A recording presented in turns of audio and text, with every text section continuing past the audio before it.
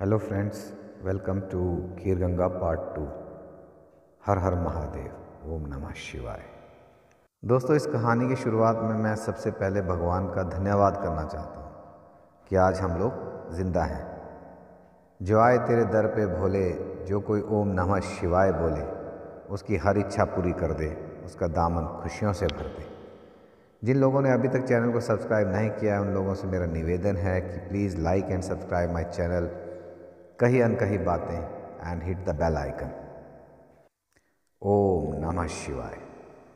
जैसा कि मैंने बताया कि कैसे हम लोग रुद्रनाग पहुँचे, हमने वहाँ तकरीबन 1 घंटे का समय बिताया और प्राकृतिक सौंदर्य का भरपूर आनंद लिया। उसके पश्चात हमने आगे बढ़ने का निश्चय किया। लगभग थोड़ा सा दूर जाने पर तकरीबन 100 या 150 मीटर की दूरी पर एक लकड़ी का पुल है, जिसे पार करने के पश्चात खीर गंगा की चढ़ाई वाला ट्रैक शुरू होता है। दोस्तों, हम 5 लोग थे, लेकिन हम पांचों में से किसी ने भी उस पुल को नहीं देखा और हम सीधा आगे बढ़ गए। शायद हल्की हल्की बारिश हो रही थी, इसी कारण हम में से किसी को भी वो पुल नज़र नहीं आया, या फिर हमसे कोई ऐसी भूल हुई हो जिसके कारण महादेव हमें यह सबक सिखाना चाहते थे। जो भी हो दोस्तों, हम उसी तरफ से आगे बढ़ते रहे। वो रास्ता धीरे धीरे संकरा होता जा रहा था।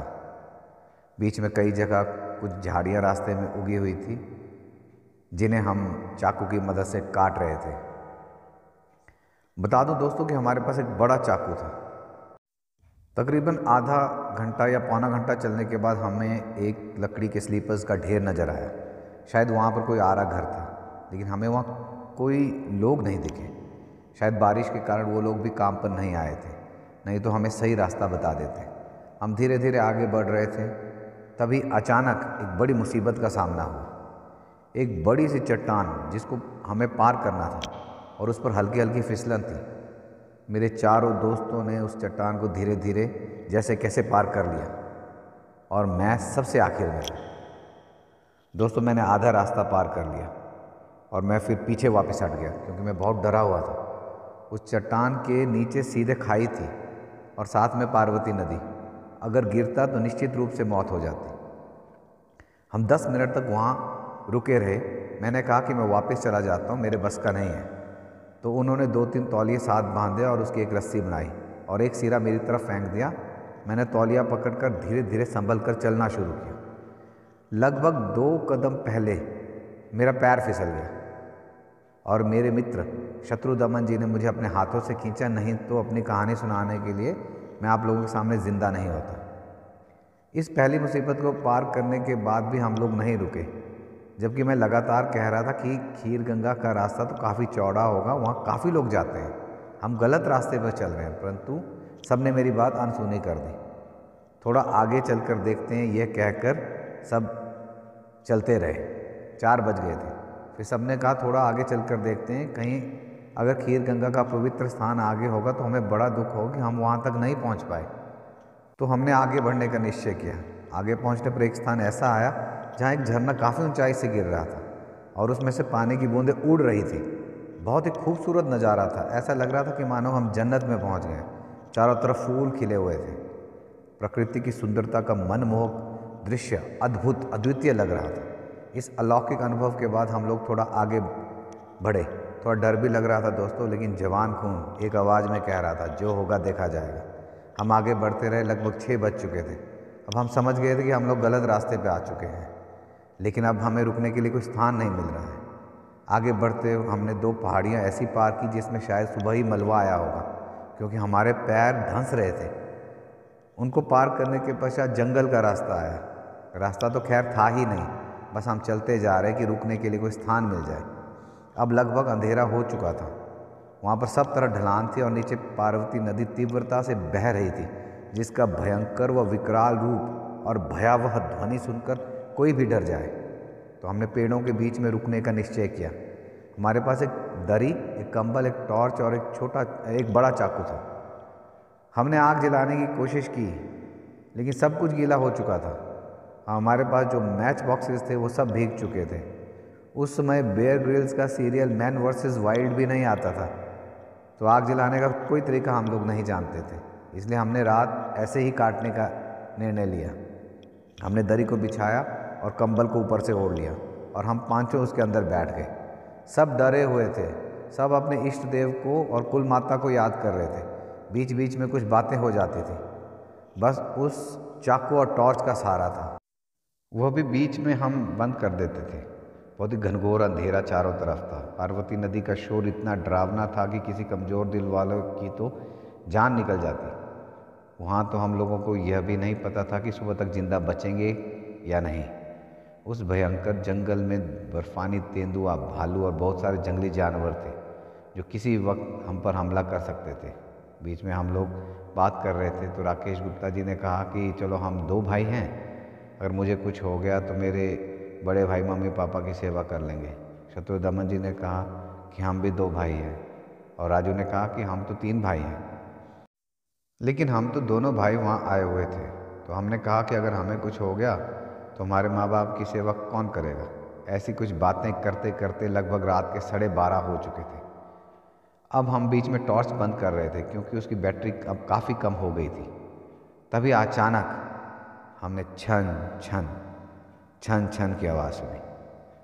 यह आवाज़ हम सब ने सुनी थी, लेकिन एक दूसरे से कोई नहीं कह रहा था। सभी चुप रहे कि कहीं कोई डर ना जाए, लेकिन डरे तो सभी थे। सब मन ही मन भगवान को याद कर रहे थे। तकरीबन 2 बजे राजू ने कहा कि उसे बाथरूम जाना है। शत्रुदमन जी उसके साथ गए, लेकिन जैसे ही राजू कंबल के अंदर वापस आया तो वो पूरी तरह से कांप रहा था। सब ने उसके हाथों और पैरों को जोर जोर घिसकर गर्मी देने की कोशिश की। हम डर गए कहीं कुछ हो ना जाए। तकरीबन आधा घंटा उसके हाथों और पैरों को घिसने के बाद वो थोड़ा ठीक हुआ। हालांकि गर्मियों के दिन थे, लेकिन बारिश की वजह से पहाड़ों का मौसम एकदम ठंडा हो जाता है। हाँ, सुबह तक उस स्थिति में बैठे रहे और भगवान को याद करते रहे। तकरीबन 5:30 बजे हल्की हल्की रोशनी आ गई थी। हम लोगों ने अपना सामान समेटा और चल पड़े वापसी की राह पर। करीब करीब 2 घंटे चलने के बाद मेरा सामना फिर उसी चट्टान से हुआ। चलते चलते भी मेरे दिमाग में वो चट्टान घूम रही थी कि मैं उसे कैसे पार करूँगा। लेकिन इस बार चट्टान सूख चुकी थी और मैंने जूते उतारकर नंगे पाँव से आसानी से पार कर लिया।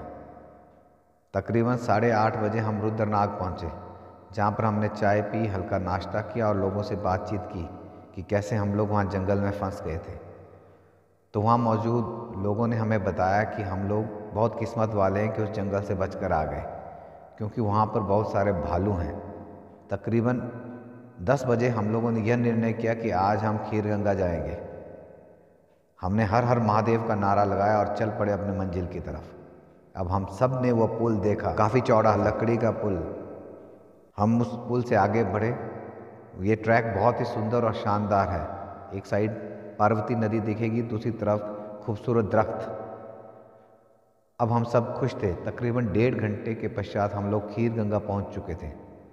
दोस्तों, खीरगंगा के बारे में बता दूं, कहते हैं कि सतयुग के समय पे वहाँ पर खीर बहती थी, लेकिन कलयुग में इस खीर को लेकर कोई युद्ध ना हो, इसलिए परशुराम जी ने इस खीर को पानी में बदल दिया था। आज भी इस कुंड में कुछ मलाई जैसे टुकड़े नजर आते हैं। पास में ही माँ पार्वती का मंदिर बना हुआ है। इस जगह को लेकर स्थानीय लोगों में बहुत आस्था है। कहते हैं इस पानी में नहाने से त्वचा से जुड़ी किसी तरह की भी बीमारी में आराम मिल जाता है। यहीं पर पास में पार्वती माँ के बड़े पुत्र कार्तिकेय भगवान की गुफा बनी हुई है। कहते हैं कि इस गुफा में भगवान कार्तिकेय ने तपस्या की थी।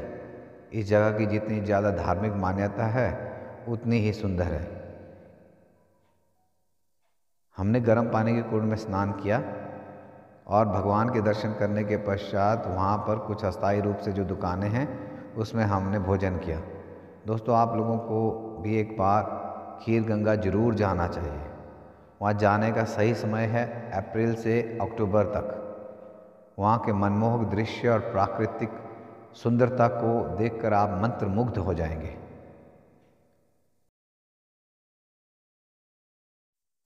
ये जहाँ पे लकड़ी के स्लीपर का ढेर था वो वाली जगह है जहाँ पे वो चट्टान थी।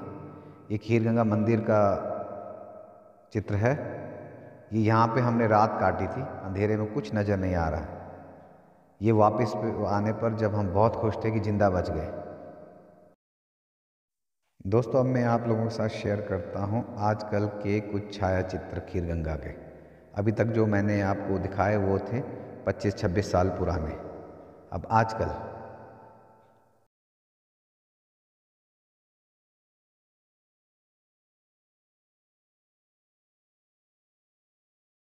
Please like and share my channel कहीं अनकहीं बातें and hit the bell icon. Ram Ram.